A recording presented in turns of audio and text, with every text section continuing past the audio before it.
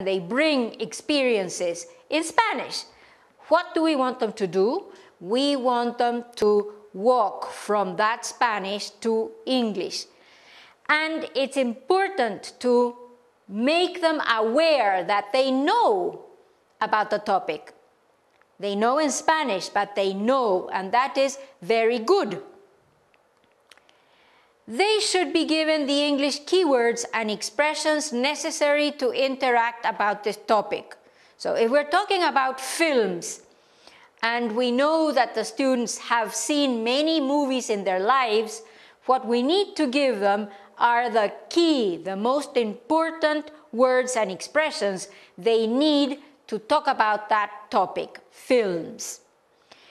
And then the topic should be turned into intelligent or interesting or pertinent questions by the teacher for the students to engage in meaningful interactions.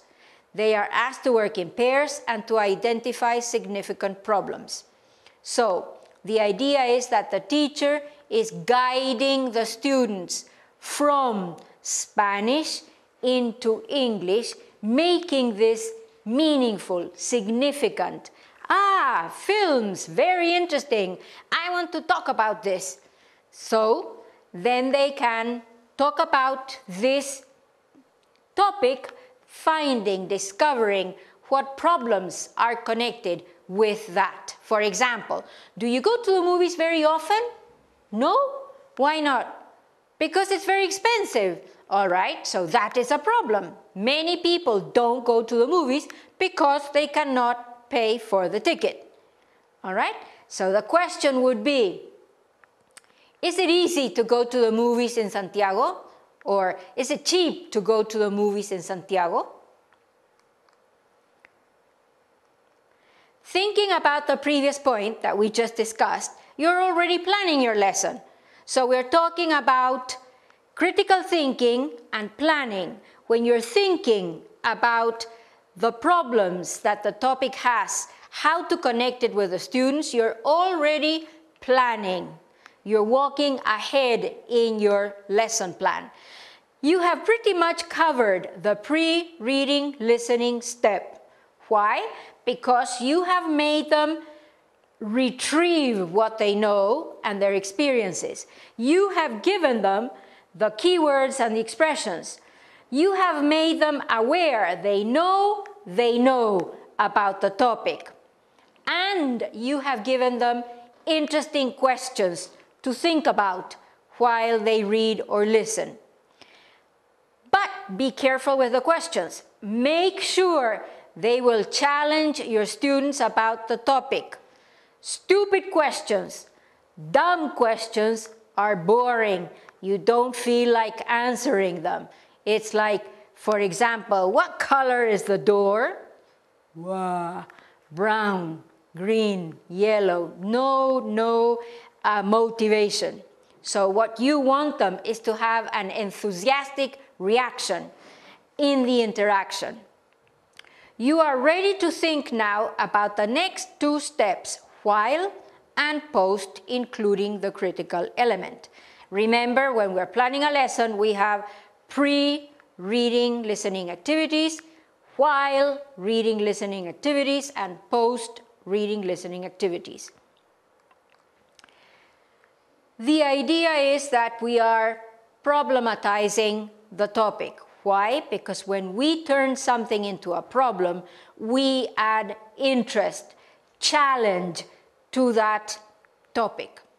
So, while planning, we have to think about the topic and how it connects with our students. If it doesn't connect, we have to make them connect with it. All right? Then, and using our previous knowledge of the topic, we should come up with intelligent or interesting or pertinent questions that will lead to recognizing a case or a problem. So somehow we are responsible for whatever motivation the students are going to have with the topic. we know about the topic, hopefully a lot more than the children. If we don't, we better start reading a little bit about it before the lesson. And lastly, we have to make sure the students will have as much information as possible to be able to deal with this strategy. Why? Because language is about ideas, thoughts, information, discussion, opinions. If you have nothing, what kind of language are you going to use? About what? So that's very important. Remember, they need to connect with the topic and they need to have information about the topic and the key words and expressions. Here are some examples of the very boring topics that we're going to think of interesting questions or maybe contradictory questions. We want reactions. So let's look at food. Why are there so many fat people in Santiago? Don't look at me. How healthy is the food children eat today? Well, you know that food today is an issue. In fact, many schools should be shut down because in their casino, cafeteria, kiosco, they sell pure junk. All right, but this is something that you can bring up with your kids. Holidays. Why do people insist on sunbathing? Well, today is a hot day. I wouldn't go in the sun. We have been told time and again that sun rays are very damaging. What do people do? They run to the beach and they lay down under the sun for hours. That's one problem, very real problem. In Chile, people get cancer now, something like 50% more than 2 years ago. Another question, and very connected with us today. What should people do in times of crisis? Sell the house and go to Europe? Well, who knows? Maybe we need to discuss about this. We need more elements. Do you think holidays are important? Why? The word why is key. Why is your main tool. You have to ask why time and time and time and time again so that the students know that when they talk in your class, they have to have reasons. They have to have ideas that go with whatever they are saying. It is not just empty words. Shopping. Is shopping a social issue today? Why? Because we want to have more than our neighbors. Maybe, I don't know. When and why do people shop? When they need something? Or when the television ad convinced the person that he had to go out and buy something immediately? What about you? When do you buy? Explain. Youth. What is happening with young people today?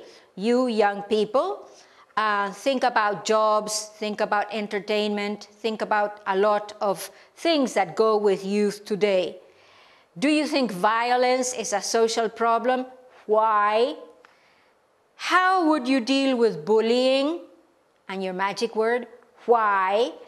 All of these are problems that surround us, but we don't have the antenna to detect them and use them in our classrooms. A good thing to use in our classrooms is just the common daily life stories, news stories on television, in the newspapers, in the radio, that are very interesting to bring up in the class. Now, how do we turn the questions into problems? Why are there so many fat people in Santiago? Ignorance? Peer pressure? How healthy is the food children eat today? Why do people insist on sunbathing? Again, ignorance or plain stupidity? Well, that's for us to decide. What should people do in times of crisis? Save, right? That's the